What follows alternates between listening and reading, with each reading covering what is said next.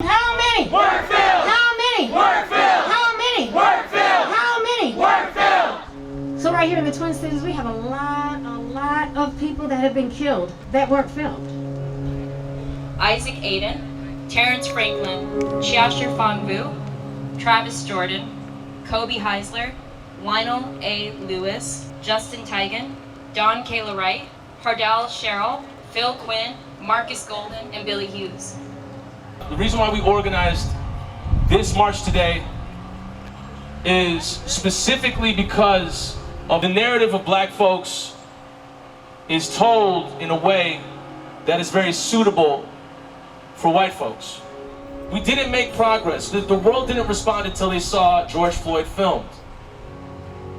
And this march is for the people that have absolutely been given no dignity, no respect, and furthermore, been disrespected moving forward after the police have willfully murdered a black life, or a native life, or a brown life.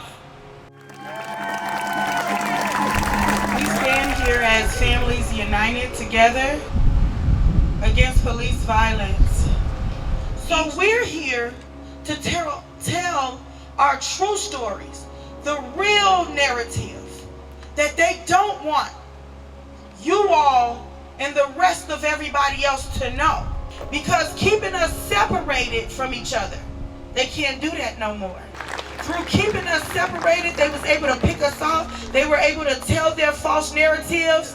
They was able to keep us quiet. And ultimately, they were able to continue the murders. So the truth is going to be revealed regardless. And when they murdered George Floyd, it was a door that was cracked for the rest of our families. So all we got to do is push it open and walk in. Push it open and walk in. And that's what we're doing right now. We're controlling our narratives and we pushing the door open and we ain't even walking in. We stomping in because we done. We tired of killing our people.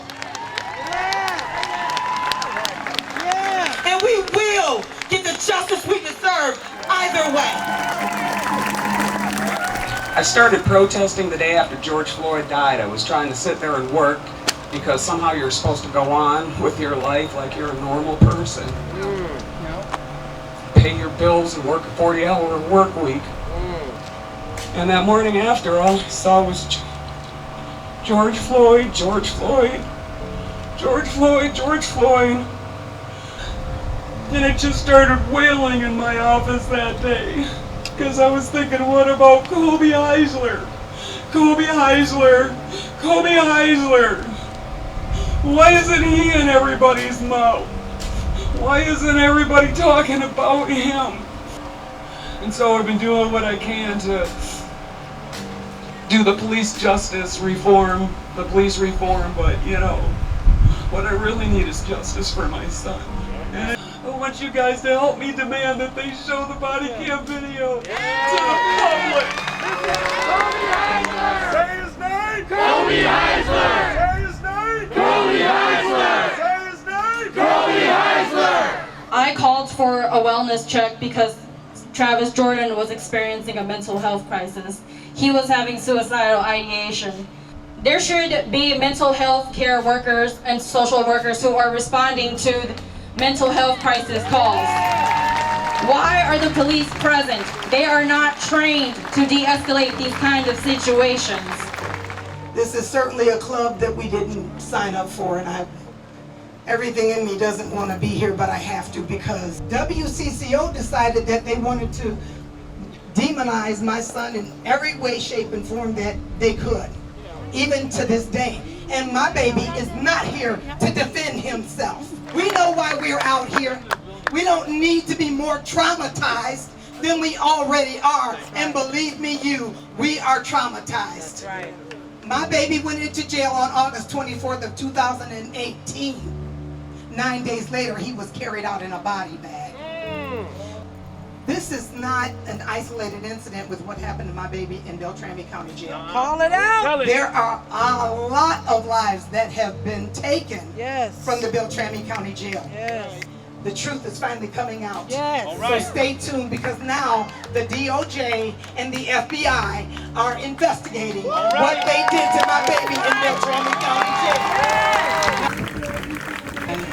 You know, I wish at the time that the community, you know, would have stepped in and helped, and he wouldn't have been shot by the police, but it would have helped if the community would have stepped in, and, you know, he would have been, you know, alive today. And he got into trouble, you know, like young people and, you know, like people do. But he still didn't deserve to be shot. That's right. That's He right. would have had a chance if, you know, maybe if community policing did help. Say his name! You know. Say his name! Say his name! Say his name! I just want to say there's a lot of work that needs to be done. At this point, we're way beyond reform, and it's time we just got rid of these systems. There's no way. There is no way to try and reform a system that is working exactly the way that it was designed to work. Say his name! Isaac Hayden! Say his name! Isaac Hayden! Thank you. We're trying to help get some of these babies off the street. Let me tell you something. I know we're dealing with the deaths of our family members, but we got another mission. This mission to save other lives. And that's what the mission is about.